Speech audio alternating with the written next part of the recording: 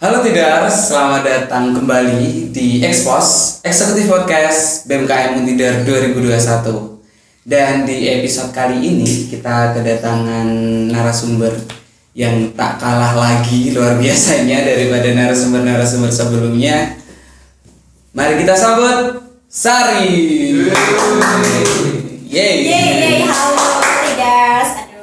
Aduh, gimana kabarnya Sari? Sehat, alhamdulillah. Sehat, alhamdulillah. Ini Sari itu siapa dan kenapa kamu di sini? Boleh kenalan sama teman-teman di rumah? Oke, halo teman-teman. Jadi nama aku tuh Rizky Sanitias. Aku dari Program Studi Pendidikan Matematika Universitas Tidar 2018 ya? 2018. Oke, 2018.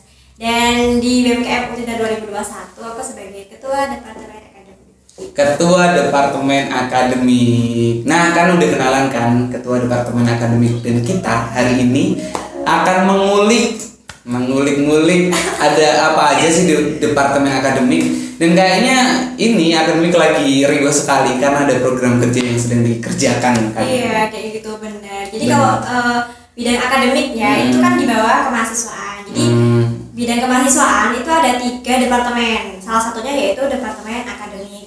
Untuk Departemen Akademik itu sendiri tupoksinya gitu ya. Tupoksinya itu lebih ke ada berapa ya? 3 ya kalau nggak salah. Yang pertama tuh kayak penyuluhan pembuatan PKM, PHB 2D, KBMI atau Mawapres dan acara sejenis kepada seluruh mahasiswa Untidar. Terus kalau yang kedua itu berkolaborasi dengan fakultas ataupun sampai ke himpunan untuk membuat suatu program kerja gitu.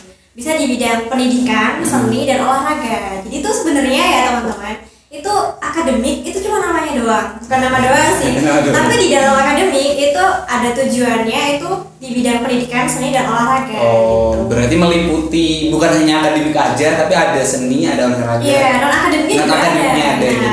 Kayak gitu. Terus di bidang akademik itu juga dibagi menjadi 2 divisi. Nah, divisi yang pertama itu divisi kompetisi dan yang kedua divisi pengembangan. Nah, kalau untuk divisi kompetisi itu lebih fokus ke pembuatan lomba-lomba. Jadi di departemen ini ya pembuatan lomba-lomba seperti bisa lomba e-sport, Mobile Legends, lomba futsal gitu.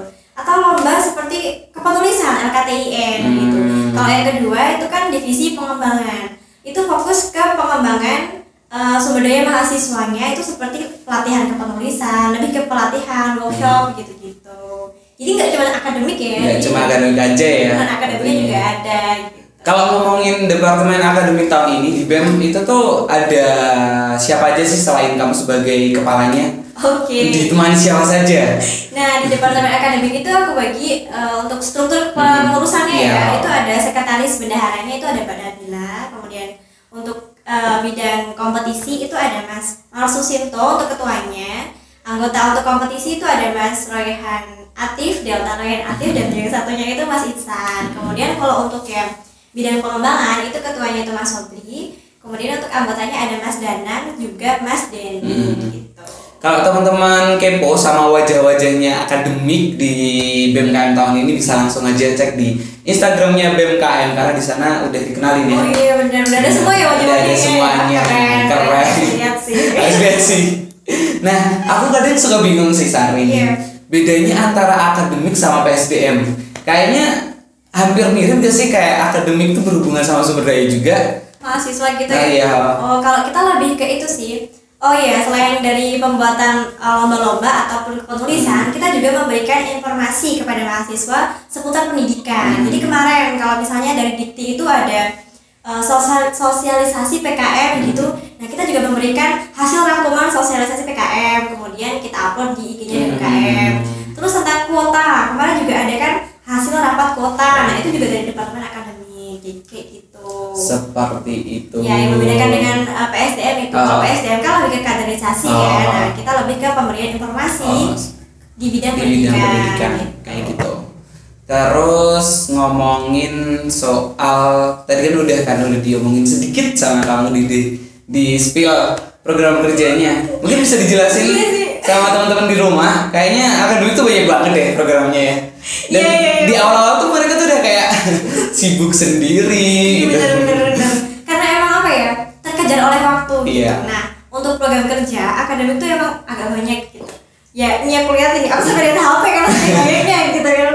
Nah jadi program kerjaku itu ada yang primer sama yang sekunder. Nah yang primer tuh yang gede-gede gitu, kalau yang sekunder tuh yang masih kondisional waktunya. Kalau yang primer itu ada tryout UTBK itu tingkat nasional, kemudian nanti ada TOEFL rencananya tingkat nasional juga, terus ada LKTIN lomba karya tulis ilmiah, terus ada open submission nantinya pengumpulan esai-esai kemudian dibukukan gitu, terus ada seminar nasional insya Allah.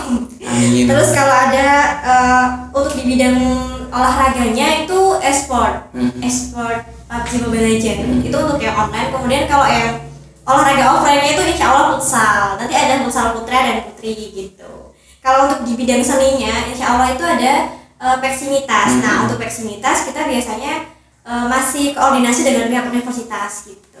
Jadi kan lengkap tuh pendidikan, seni, olahraga, gak cuma akademik doang. Iya sih, iya lengkap ya ternyata. Lengkap, ya. Ternyata juga kalau dipikir-pikir juga kompleks ya, banyak gitu. Banyak, iya. Dengan adanya program kerja yang banyak gitu, gimana Sari sebagai kepala dapat selalu memberikan motivasi mungkin karena kadang kalau di organisasi nggak bisa dimanipulasi di pertengahan jalan tuh anak-anak udah kendor gitu dengan tanggung jawabnya di akademik banyak. Gimana Sari untuk meyakinkan anak-anak? Kalau aku tuh yang pertama nih yang jelas kita makan dulu. Kemarin jadi aku ngadain kita nggak usah proker dulu deh, kita makan dulu.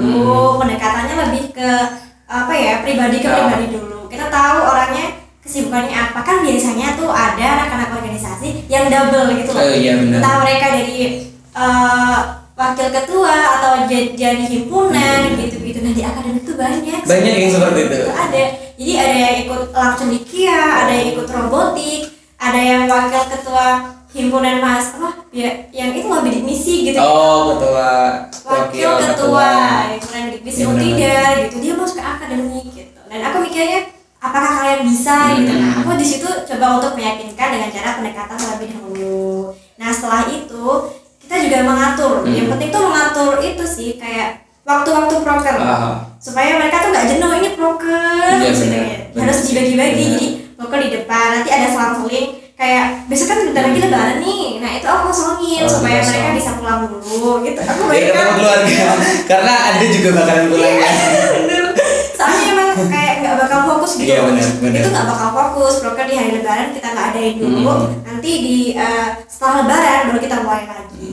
Cara gitu ya. Berarti padat ya dari awal periode sampai akhir nanti bakalan ada tuh program. Iya benar, insya Allah padat sih. Insya Allah padat. Kita juga ada itu sih Jo, kalender lomba sama kalender akademik. Nah ini buat bagi tidars yang mungkin mencari info lomba atau info beasiswa. Nah itu biasanya kita akan share setiap bulannya nanti di IG lewat IG BMKM Untidar. Itu nanti kita mulai bulan apa Maret ya? Berarti April insya Allah kita udah share. Itu yang biasanya dicari sama iya emang bener sih, bener. Mau ikut lomba mau tentang beasiswa. Ya kadang anak-anak juga minim informasi, padahal tuh informasi kayak gitu penting banget. Iya kayak gitu. Mantap sekali. Tadi juga Sari ngomongin tentang apa sih kalian memberikan informasi gitu kan. Kayak contohnya kemarin kuota terus dan lain sebagainya gitu kan. Nah, teman-teman yang ada di rumah kayak seumpama apa sih fasilitas dari akademik yang bisa ditanyakan gitu sama akademik dari teman-teman? Oh, misalnya mereka request apa? Kayak tanya seumpama di akademik itu bisa jawab kayak hal-hal apa gitu sih. Oh, itu lebih ke kalau misalnya tentang PKM, PHP 2D itu kita bisa, itu masih bidang kita. Kemudian kalau kalian tanya tentang info terbaru dari Kemendikbud juga kita bisa. Biasanya kita mengikuti pergerakannya dari Kemendikbud dan Dikti gitu. Kayak kemarin kan banyak tuh sebenarnya tahun ini dari Kemendikbud dan Dikti itu meluncurkan banyak program baru. Kayak program kewirausahaan mahasiswa, terus ada PHP 2D. Itu semua sosialisasi dari Kemendikbud. Nah, di sini kita akademik bukan sebagai pemberi, tapi kita sebagai penyalur informasinya, lebih ke penyalur informasi gitu. Jadi yang berhubungan sama akademik gitu ya. Ya itu bisa kita bisa jawab. Ya kalau teman-teman bingung besok waktunya PKM datang gitu ya, bisa langsung menghubungi Sari dan teman-teman departemen akademik. Oke.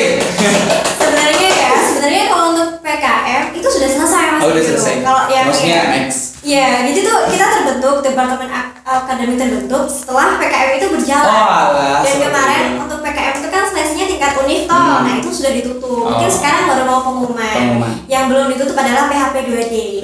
Program holistik itu loh yang untuk pengembangan bina desa. Dan biasanya itu diikuti oleh himpunan atau BEM sendiri. Nah, untuk BMKM juga ikut PHP 2D tahun ini ya. Aku jadi ikutinnya. Semoga lolos ya. Ya amin. Itu salah satu yang memicu kita gitu. Karena emang biasanya kalau udah setingkat univ besar itu yang lolos akan banyak untuk PHP 2D. Itu bisa mengangkat akreditasi universitas tidak gitu. Ya mungkin teman-teman yang ada di himpunan, yang ada di BEM fakultas bisa join juga ya. Iya, untuk PHP 2D itu. Karena emang masih ini kan dalam proses pembuatan proposal, masih belum seleksi. Nanti ada seleksi tingkat univ dulu, baru seleksi tingkat nasional gitu. Semoga lolos. Amin. Dapat memberikan manfaat tentunya dengan desa yang akan dituju besok. Seperti itu. Ternyata udah lancar banget ya jadi ngomongnya ya. Banyak banget ya. Tanpa harus saya moderatori.